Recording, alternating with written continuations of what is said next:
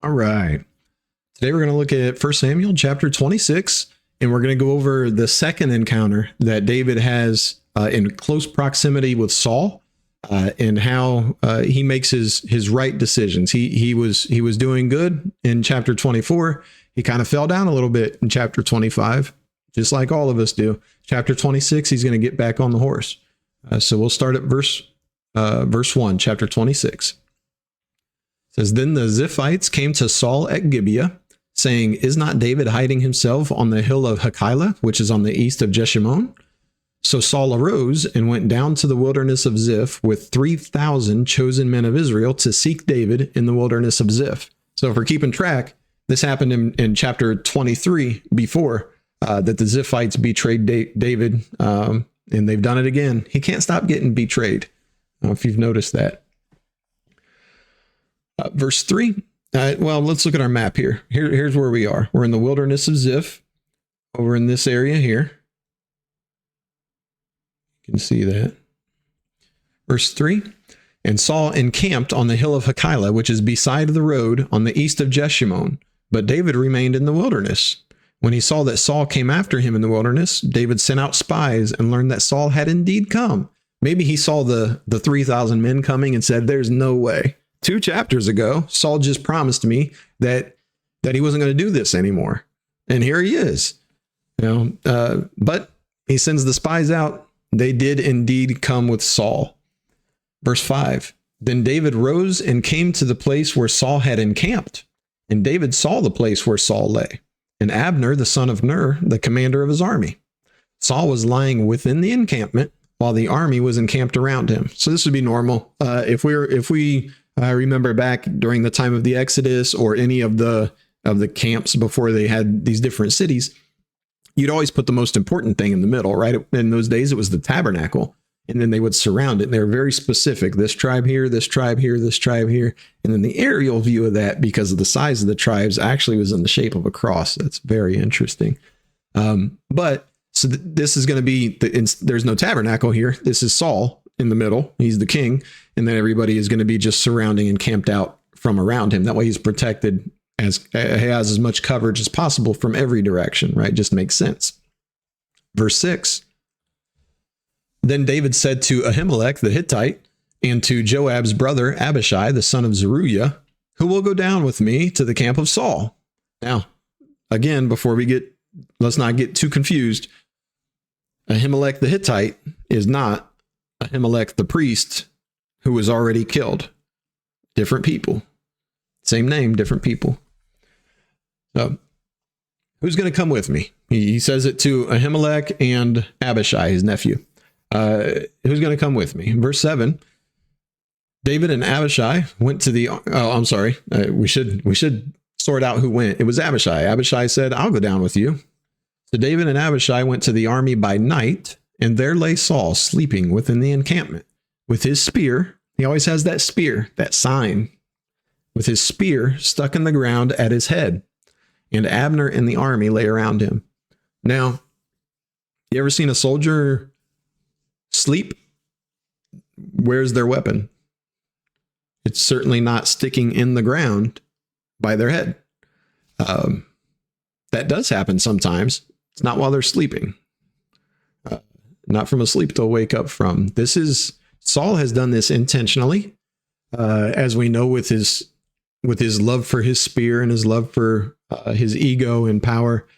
It seems like Saul did this intentionally so that everybody would know. Here's the spear. It's at my head. Everybody knows this is where the king's. I'm the king. So if you want to find me, just look for the spear. David saw the spear. So it kind of backfired for all Saul there. The army lay around him. Verse 8, Then Abishai said to David, God has given your enemy into your hand this day. Now please let me pin him to the earth with one stroke of the spear, and I will not strike him twice. So Abishai is convinced, hey, God delivered him right now to us. I can do this. I can make it fast. I won't have to swing twice. And we could be done with this, us and our few hundred men running away from Saul and his few thousand men. Let's just be done with it. Verse 9, But David said to Abishai, Do not destroy him, for who can put out his hand against the Lord's anointed? and be guiltless. And David said, as the Lord lives, the Lord will strike him, or his day will come to die, like from old age, or he will go down into battle and perish. So David's given us three different ways that Saul can be struck by God that doesn't involve David. David said, he's right there. It does seem like he's given to us, but it seems like it's a test. And David passes that test. And then he says three ways the Lord might strike him down, or his day will come to die. He'll just age out, or he'll go down into battle and perish. Well, and that's the one that's going to happen. The Lord forbid that I should put out my hand against the Lord's anointed. Now, I've met people that they're not lawyers, but they think they should be, right?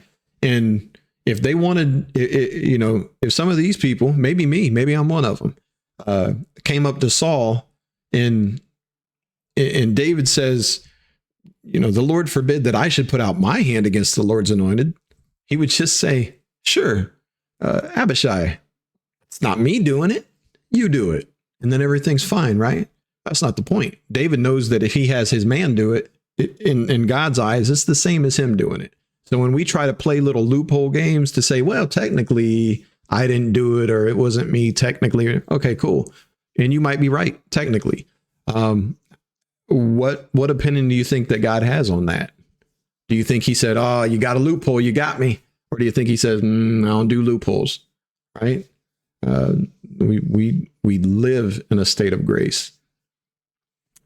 Verse 12, so David took the spear and the jar of water from Saul's head, and they went away. And again, let's don't get confused.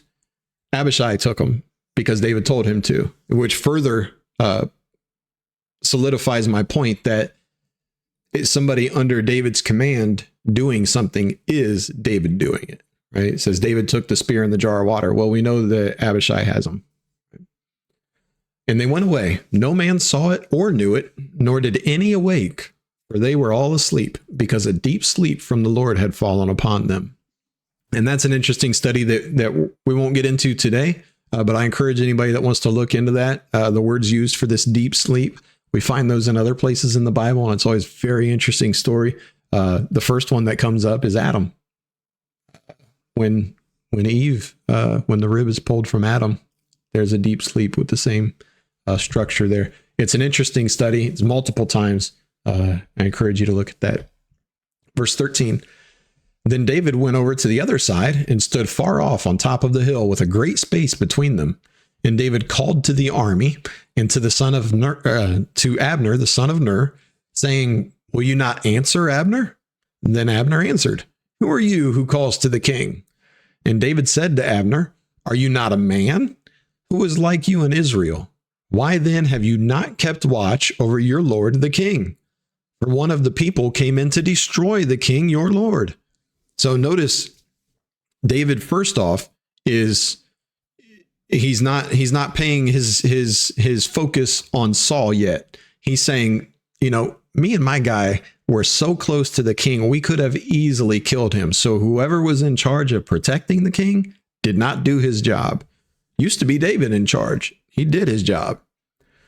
So he's shouting those words out to Abner. Somebody came in to kill the king. You're the one supposed to be guarding him. Verse 16, this thing that you have done is not good. As the Lord lives, you deserve to die, because you have not kept watch over your Lord, the Lord's anointed. And now see where the king's spear is and the jar of water that was at his head. Also notice that David's just given Abner truth. He's not calling him a bunch of names and saying, I'm going to do this and that. None of those things. Also notice, even though Abner and Saul are trying to kill David and his men, David is still talking, especially to Saul, with nothing but respect. Keeps calling him the king, the Lord your king, the Lord's anointed, the king. And this carries out the whole way. He never disrespects Saul. It's another note for us when maybe our king our president is somebody we really don't have a flavor for. He is still the Lord's anointed, unless you believe that God no longer sets up rulers and takes them down. If you do still believe that, then whoever that person is was put there by God, and we should honor them as such. Doesn't mean we have to agree with them. It does not mean that we obey them if their commands are contrary to God's commands. But short of that, boy, it's close. So it's another time to hold the mirror up and make sure that we are ourselves behaving the way that we should. Verse 17, then Saul recognized David's voice and said, "Is this your voice, my son David?" And David said, "It is my voice, my lord, O king." See how polite they're being?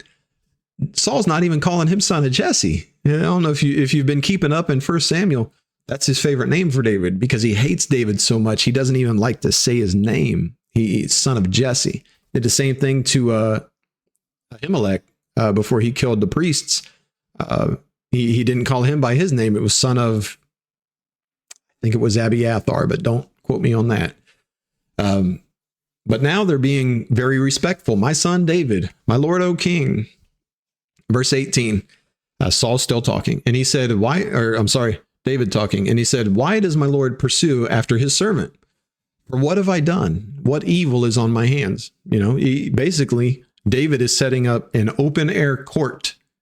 He, in the witness of all these other men, tell me what I've done. Why are you chasing me? Why do you want to kill me? What evil is on my hands?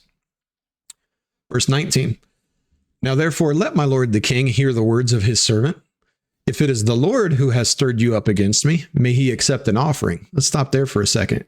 David knows, and Saul knows, and everybody else knows that David's innocent and that Saul is jealous. And that's where all this is coming from. Everybody out there knows it. It's the big elephant in the room. It's the secret that nobody's saying out loud. So David's clarifying it. If the Lord has stirred you up against me, may he accept an offering. Okay, well, everybody involved knows that's not it. So let's move to the next thing. But if it is men, may they be cursed before the Lord. Well, it is men. Well, it's man. It's not other men. So what David's saying is, if somebody's told you bad things about me, then let them be cursed. But he knows that it wasn't somebody telling Saul. He knows it's from Saul himself. Let him be cursed before the Lord. For they have driven me out this day, that I should have no share in the heritage of the Lord, saying, go serve other gods. So understand at this point in history, even up to now in a lot of places in the world, there's a line of thinking that different geographical areas, right, different places on our map are controlled by different spirits or gods. Okay, well, the Chinese god might be Buddha or Confucius or something like that. And then either way, when you get over to Israel, the God of Israel is Yahweh. And if I'm driven out of Israel, then I have to go to this other land, and that's not Yahweh's land. And I have to, if I move to the Philistia, I have to serve their gods. Maybe Dagon has to become my god now. I don't want to do that. And I don't want to turn away from God. That's what he's saying is you're driving me away from the land of Israel, the land of God. So that's what David's so upset about. Verse 20, now therefore, let not my blood fall to the earth away from the presence of the Lord. For the king of Israel has come out to seek a single flea, like one who hunts a partridge in the mountains. Again, David's pointing out, I am not a threat. Why does the king of Israel come out to kill me, a nobody, a flea? It's very similar to what they talked about in chapter 24. It seems like it didn't hold on for very long. Verse 21, then Saul said, I have sinned. Return, my son David, for I will no more do you harm, because my life was precious in your eyes this day. Behold, I have acted foolishly and have made a great mistake. And that sounds great. And that does seem like a very good apology. And maybe Saul was sincere this time. We're not told. We don't find out because David does not believe him and he doesn't go back. There's been a lot of people acting like fools lately. Nabal, David in that chapter, Saul for most of the book. There's no reason for David to act like a fool here and go back with him. So he no thanks. So in verse 22, David answered and said, "Here's the spear, O king. Let one of the young men come over and take it." So there's a couple different things that are interesting about that, right? Multiple times has Saul thrown that spear at David. And now David's holding it, right? Saul likes to hold it. It's his symbol of power. It constantly, he's under the tree, he's holding it. He's at his house, he's sitting at the table. He's always got that spear, unless he's throwing it at David. But he doesn't have it now. David has it. And that might have been an uh-oh moment for Saul. But David is not interested in keeping the king's spear. It is symbol or not, right?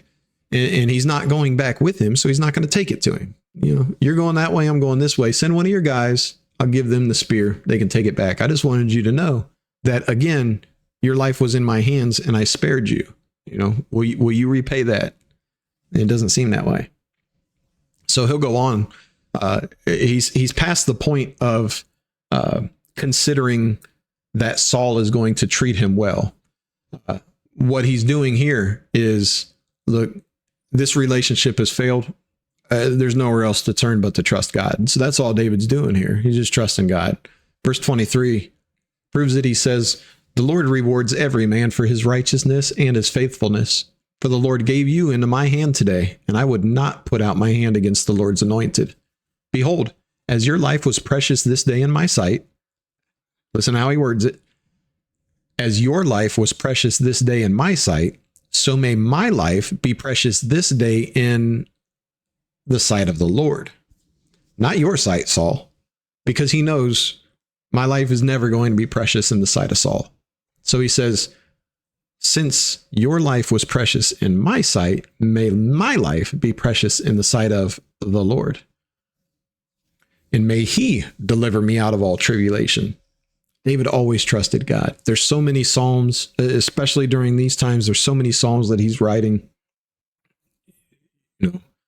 Life's not always easy. It's usually not this hard, as hard as what David's going through. And that can give us some encouragement. But his trust, this is why he fits so well in history, right? He had his mistakes, but he always trusted God.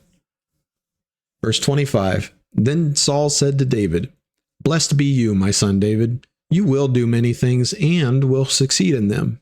So David went his way and Saul returned to his place." So that kind of a uneventful conversation is the last time that Saul and David are going to talk. All the chasing, all the years of running, all the back and forth and jealousy and this and that, it's done. That's the last conversation. Saul is not going to stop trying to kill David. David knows it. So he's not going to give him so much of an opportunity. He's just going to leave. Yeah. We'll close there. Let's pray. May the Lord bless us and keep us and make his face to shine upon us and give us peace forever. Amen.